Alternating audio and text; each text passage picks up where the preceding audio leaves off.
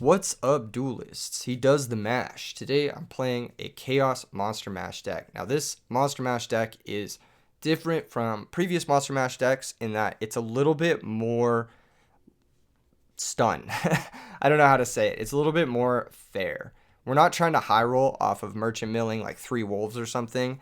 We're not trying to high roll off of milling Dark Samorg or Quick Draw Dandy, that kind of stuff. This is pretty much just a very cut and dry. We're going to play good cards. We're going to trade for the opponent's back row, and then we're going to simplify the game state, and we're going to land a Vanity's Fiend. And that's how the deck works. There's one major change I want to make to this list after obviously playing the few games that I played with it. I want to cut Cold Wave for Pot of Avarice.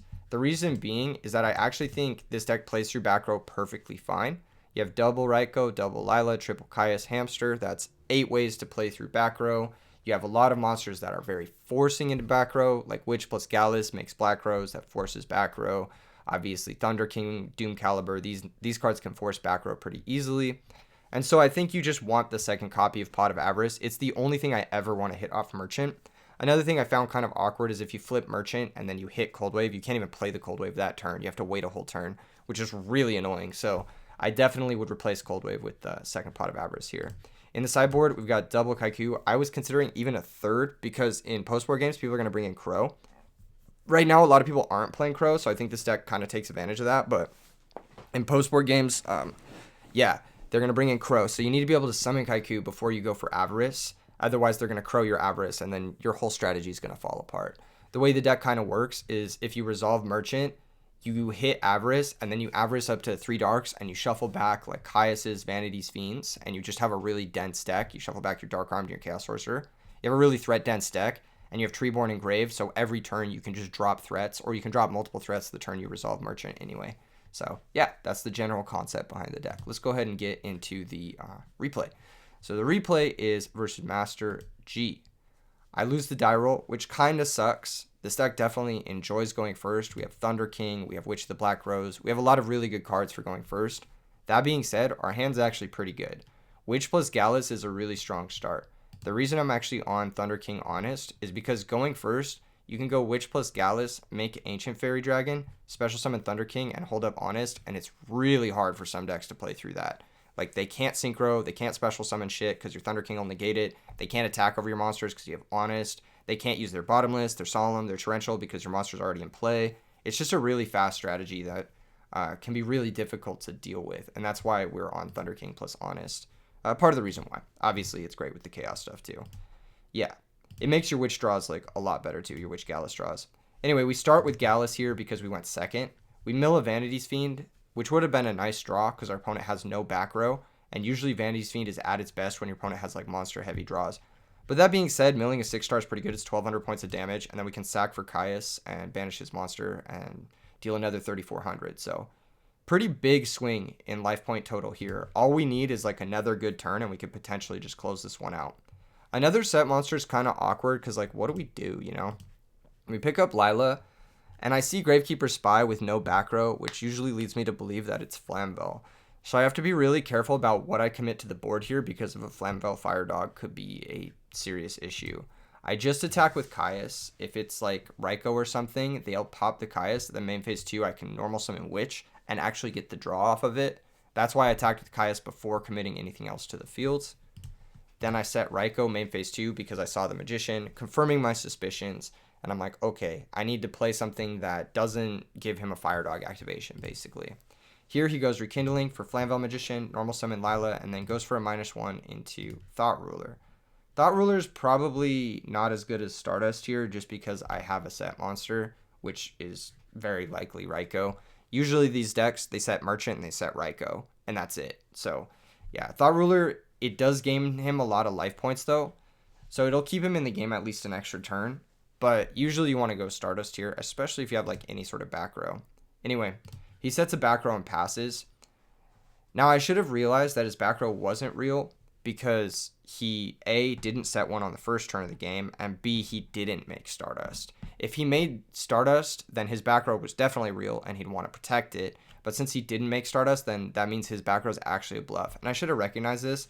But all things considered, even if I blow up the Thought Ruler, I don't think I can win this turn. Can I win this turn? No, because of the life gained, even Witch plus Raiko into Goyo plus Chaos Sorcerer is only 5100. So I don't think I can actually win the game this turn anyway. So I was like, I might as well just blow up the back row. Even if it's a bluff, it could be a power spell he's sitting on, another Rekindling, something like that. Brain Control maybe. Something that like is actually pretty good. So I think I am going to go after the back row anyway, and I'll just clear the Thought Ruler with Goyo Guardian and just steal it. That way I can preserve my Chaos Sorcerer too and not expose it to a potential Rekindling play that sweeps my whole board. So we go ahead and Synchro into Goyo. We take the Thought Ruler in defense position, and this is pretty solid for us. I mean, we have 6 cards to our opponent's 4 here, and our 6 cards are good. Like, Lila can get a +1. Merchant sets up for Avarice 50% of the time because I have fucking Cold Wave in my deck. Chaos Sorcerer can answer any level 8. Goyo plus Thought Ruler both demand an answer. So it's basically like he has to answer 5 out of 6 of our cards, maybe like 4 out of 6 of our cards, and he only has 4 cards to do it. So all 4 of his cards have to be good. He has Brain Control, which is one of the good cards you could have here. Attacks over the Thought Ruler, and then sacks for Caius, banishes the Caius. Now this is something that I think if I was in his position, I probably would have Tribute set the Caius. I just had the body in play. I think that's a little bit better than the 1000 points of burn here. But maybe that's just me. I think just having an additional card in play is good. But it's better than the 1000 burn probably. Obviously, we could have attacked over it with like normal summon Lila, but it would have forced us to normal summon Lila, which means like a top deck Fire Dog all of a sudden is like better. Now we can just go for Chaos Sorcerer and banish. I think I set Merchant here now too. Yeah, so I am able to get my Flip Effect monster in play because we have the initiative. He still has to answer Chaos Sorcerer next turn. And if he like summons a Fire Dog and attacks over the Merchant, for example, he gets a Flamvel Magician. He synchros 8, but none of the 8 stars can deal with Chaos Sorcerer in play. Chaos Sorcerer will just banish it next turn. So he has to respond to the Chaos Sorcerer. That's what his turn is, and the Merchant's going to be able to resolve here for sure. Here comes Upstart. We gain our life points back. He sets a monster, passes the turn. We go ahead and flip that Merchant. I think it finds Avarice. No, it finds Cold Wave. Of fucking course, man. And then we get 2 tokens too, which is decent. Our draw was Thunder King, which is amazing. That'll protect us from any sort of like Fire Dog shenanigans. So we attack with Sorcerer. It's Magician. We attack for 200 and then 1900 here. And then pass the turn. Opponent goes for Flamvel Fire Dog E-Telly, which is kind of cool. I actually think playing Emergency Teleport in this deck is not a bad choice by any means. You'll see later on in his deck it has some extra little synergies. But I think one of the things about Flamvel that I really hated in the past, I don't like Pot of Avarice in this list. I'll say it outright. I think Pot of Avarice is very bad in his list.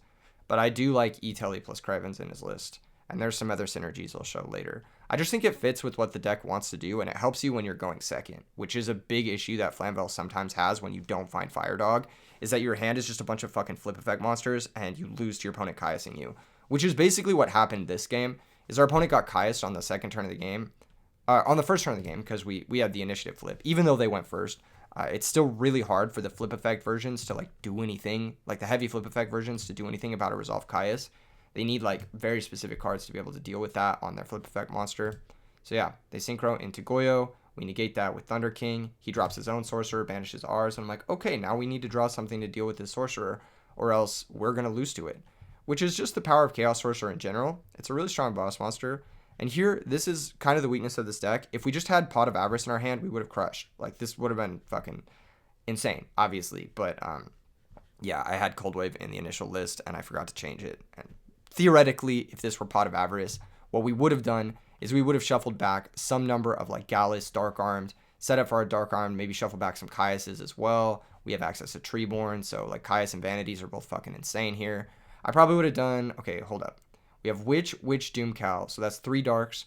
We probably go Vanities, Caius, Vanities, and Dark Armed, and then just pray that our Sorcerer doesn't hit the grave.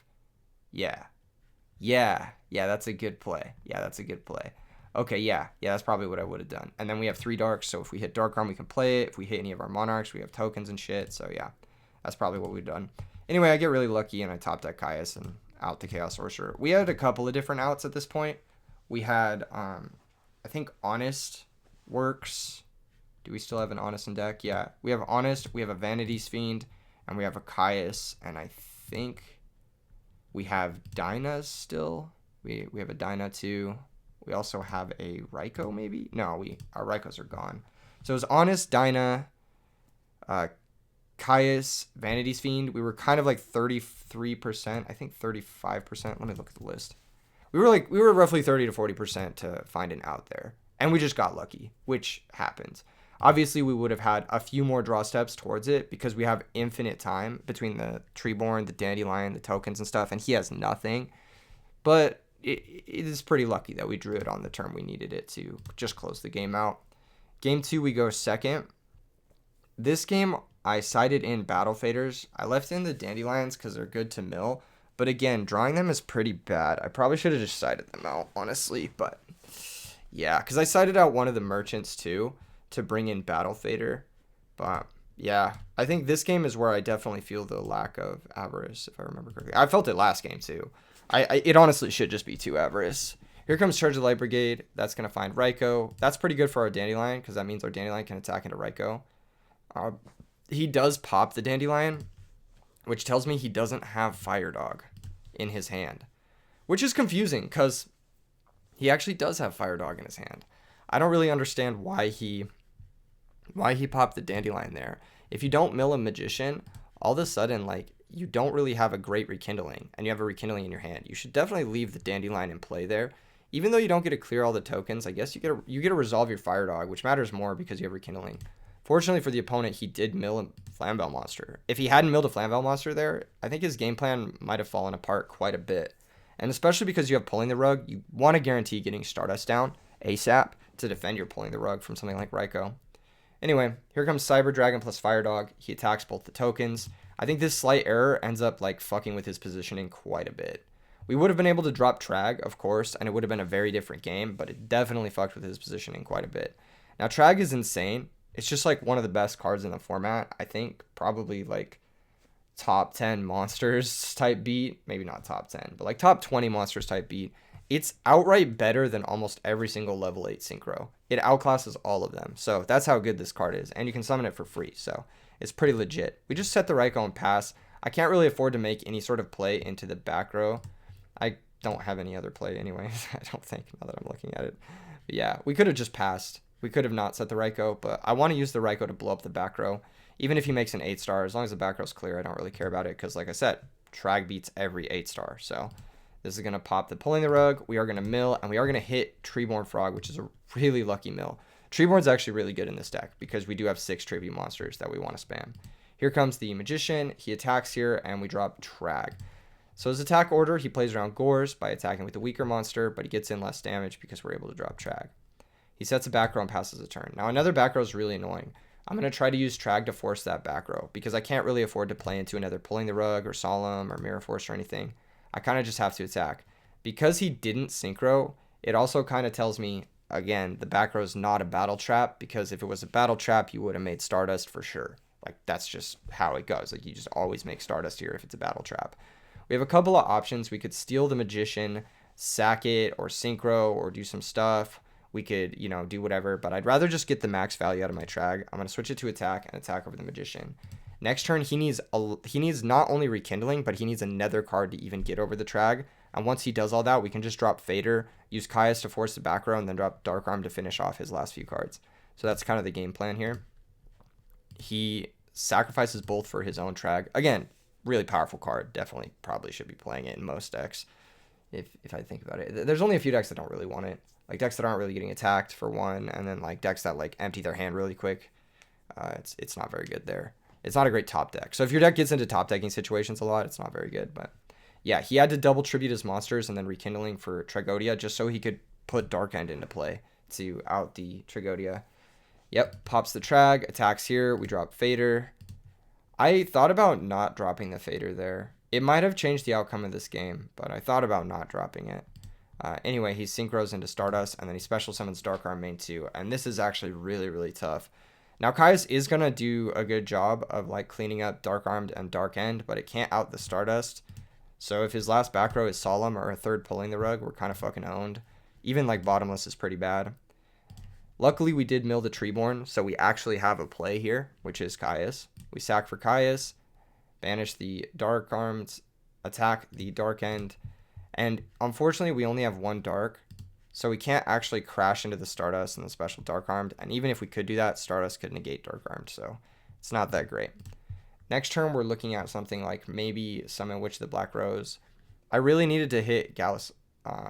Gallus. The fact that he was able to pop Battle Fader was really bad for us with Dark Armed, because my game plan was actually to go Battle Fader, bring back Treeborn, Summon Witch of the Black Rose, Synchro into Bryonic, pitch one of my Dark Monsters, probably Vanity's Fiend, to bounce the Stardust, and then special summon, or probably the back row actually, for Bryonic. Yeah, well, I don't know, it just depends. Probably bounce the Stardust, and then special Dark Armed, and then blow up the rest of the board, and then attack directly for however much points of damage. It wouldn't have been lethal, but it would have put him pretty low, and it would have put him on like Answer Bryonic plus Dark Armed or lose.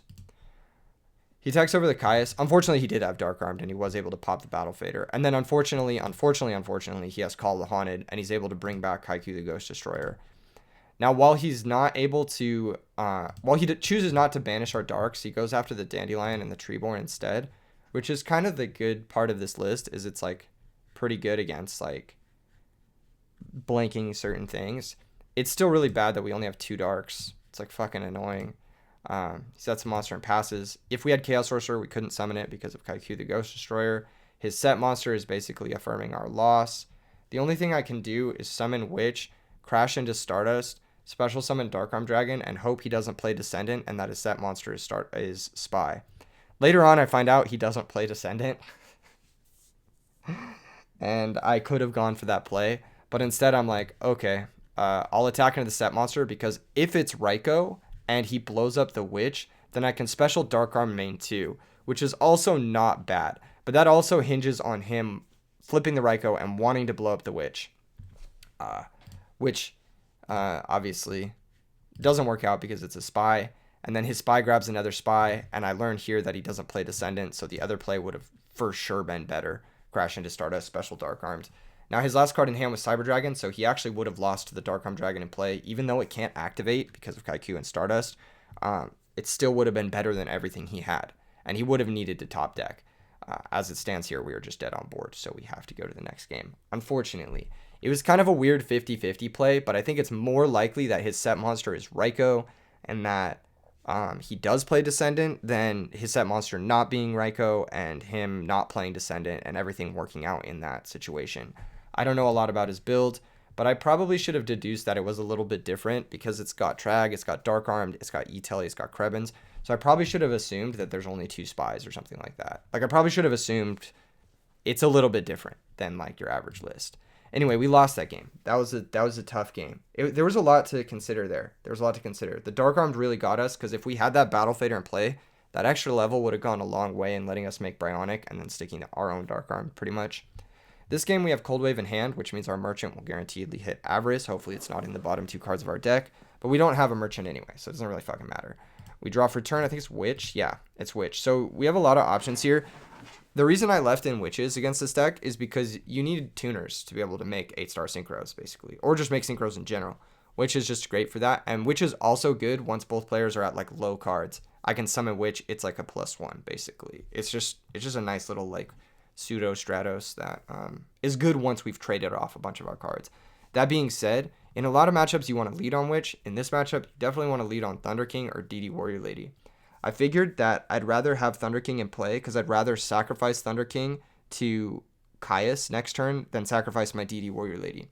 DD Warrior Lady can answer a Resolve Synchro, Thunder King cannot. So if my opponent has something like Flamvel Fire Dog plus Book, they can book the Thunder King, run it over, and I'll be much happier that I kept the DD Warrior Lady other than the Thunder King. In general, DD Warrior Lady is like best monster in the fucking format. It's so fucking good. It just answers everything.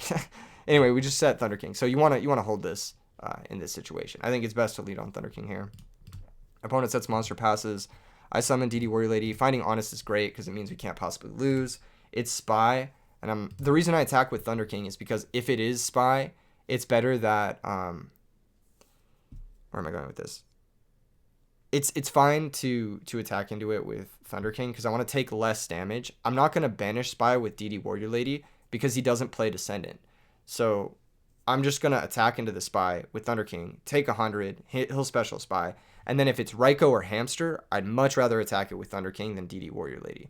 Because if I attack into a Raikou, he'll pop the Thunder King, and then I can attack directly with DD Warrior Lady, Or I'll attack into Raikou, he'll pop the DD Warrior Lady, but then I still keep my Thunder King, which is really good now that I have Honest. So I'm pretty happy with attacking with Thunder King here into the set monster as opposed to with DD Warrior Lady. We only really get punished if it's like a set Magician. That would have been awkward, but yeah, here we are. Anyway, he grabs another Spy, doesn't have Descendant, so he needs a way to convert these. Otherwise, they just do nothing against our monsters. So we can just pass. We don't need to banish one of them. That's like a -1 for us. We don't need to make that play. Next turn, what I'm actually thinking about is if he just passes back to me, I can summon Witch of the Black Rose, synchro with DD Warrior Lady into Avenging Knight Parshath. Avenging Knight can pierce one of the spies, switch the other one to attack, and Thunder King can run it over. So we can trade the Witch for both the spies, which is pretty good. And then we'll have Avenging Knight, Thunder King plus Honest, which will be really difficult for him to deal with, pretty much. That's my game plan. Unfortunately, he does have a conversion. He does have Caius, which is another reason I think the E-Telly is super good. I think he's playing 3 Caius in this list from just the way it looks. I feel like E-Telly makes Caius a lot better because it's just a way you can kind of like flip the tempo back in your favor in games where you're going second. This hits the DD Warrior Lady, and then he elects not to attack into the Thunder King. You might as well attack into the Thunder King because you're just giving me an opportunity to Caius you if I don't have Honest. So, yeah, and that's exactly what happens. I don't want to spend my Honest here. I'd rather just get my Caius in play because if I spend my Honest, he still has the Spy. So next turn, he can like sack for another Caius. I want to clear both of them and make sure he can't sack for another Caius. Also, going for this play, plays around Dark Arm because it keeps him off 3 darks. So I attack over the Spy, and then I pass. No need to Cold Wave here. He has no spells that he can really use that punish us. Unfortunately, he does have the one spell. He does have the one spell that fucks us over, which is Mind Control. I was not ready for Mind Control Krebins, but whatever. He makes a good play here. Attack with the Krebins first. If I have Trag, Gores, or Fader, you can make Dark End main 2 and blow it up. Synchro now into Stardust Dragon. I don't really like making Stardust Dragon when you have nothing to protect, but I think it makes sense because he has Dark Armed. Yeah, he has Dark Armed. So here we go standby phase, and he thinks on the standby, and I'm like, you gonna Crow me and shut off your own Dark Armed? I'm like, you don't want to do that. You don't want to do that. I know you have Dark Armed. You've been playing this game like you have Dark Armed in your hand. I know you don't want to do that. So I'm going to summon Witch here. I'm going to mill Dandelion, which is bad. The worst card. It always ends up in my hand, too. I fucking hate this card. I don't want to play it. But you kind of have to because like your merchant isn't really that great unless it's milling Dandelions, of course. Yeah, it's just not that great. Here we drop Sorcerer. We got to banish the Stardust and attack for 17. If he has Gores, then he has Gores. Like, what can you do? There's not really much we can do about that, unfortunately. Our hand is pretty weak to this Dark Arm that's coming down. But at the very least, we can set Dandelion if he blows up our board. Now, he probably shouldn't blow up both of our board because he knows we have Dandelion. He special summons Dark Arm, but he does anyway. He goes for the damage play. Attacks for 28. And I was like, you almost crowed. Would have been choke of the year if he went to 4 darks. Which is true. He wouldn't have been able to Dark Arm here. He sets a monster, which now I'm thinking, okay, that's got to be like Raikou because the spies are gone. And I think he's only on 2 spies in the list. I think he only has room for 2 spies, more or less. So I'm like, okay, what do I do here? I draw Thunder King, and I'm like, okay, I need to Thunder King run over Dark Armed. He'll Raikou pop the Thunder King, but like, I just need to get the Dark Armed out of play because it's too much of a liability for me to risk setting Dandelion. And it's also too much of a liability for me to risk setting Merchant because if I set Merchant and he thinks it's Dandelion and he attacks into it with like a Fire Dog, it's so bad for me. I still just fucking lose.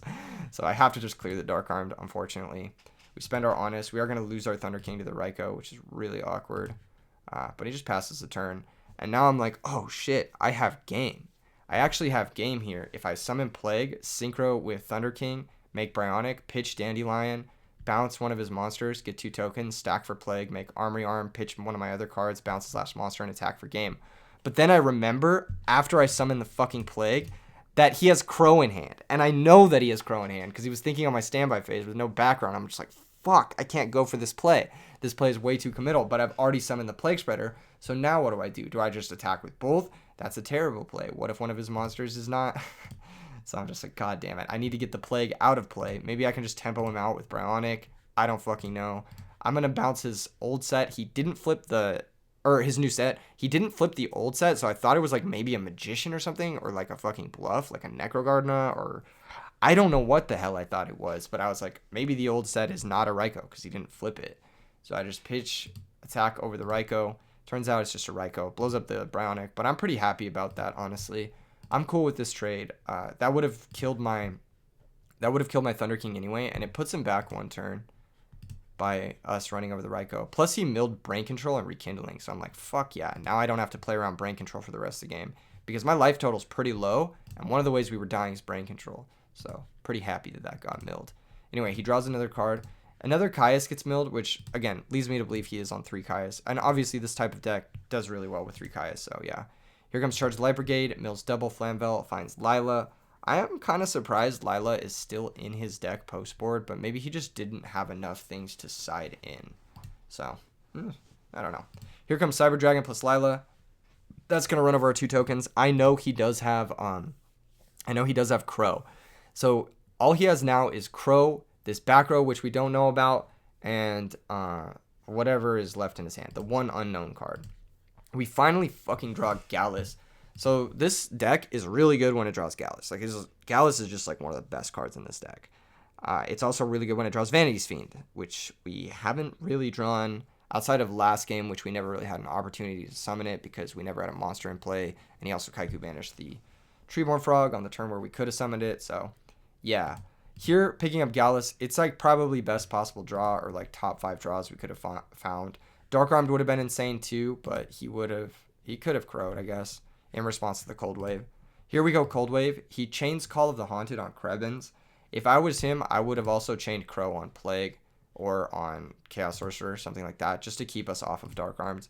We summon Witch of the Black Rose, reveal Doom Caliber Knight, draw it. Doom Caliber is actually going to be pretty solid because it'll be a nice follow-up to this Black Rose that we're going to go for. We go Gallus, mill Battle Fader, special summon Gallus, Black Rose Nuke, and now we know he has Crow plus an unknown card in his hand. Doom Caliber Knight will trade with the Crow, and then maybe Merchant can find us our Avarice with more than 2 cards left in deck, and we can win the game from there. Here he just sets monster passes. If that's a Raikou, I have to try and attack it with Doom Caliber. I am able to do that. Had he used Crow here to kill my Doom Caliber Knight, that would have been much better for him because then we couldn't set up for our Merchant play, but we draw another Gallus, which is just a fucking great draw in general. Doom Caliber is going to negate that. Here he's going to set it back row and pass the turn. And because he is on pulling the rugs, he is going to get owned here by the top deck Vanity's Fiend. We finally do draw our Galluses and our Vanity's Fiend, which is kind of the point of this deck, is just fast Vanity's Fiend. Gallus activates, we mill Raikou, burn for 400, attack directly to play around something like Deep Prisoner or Mirror Force.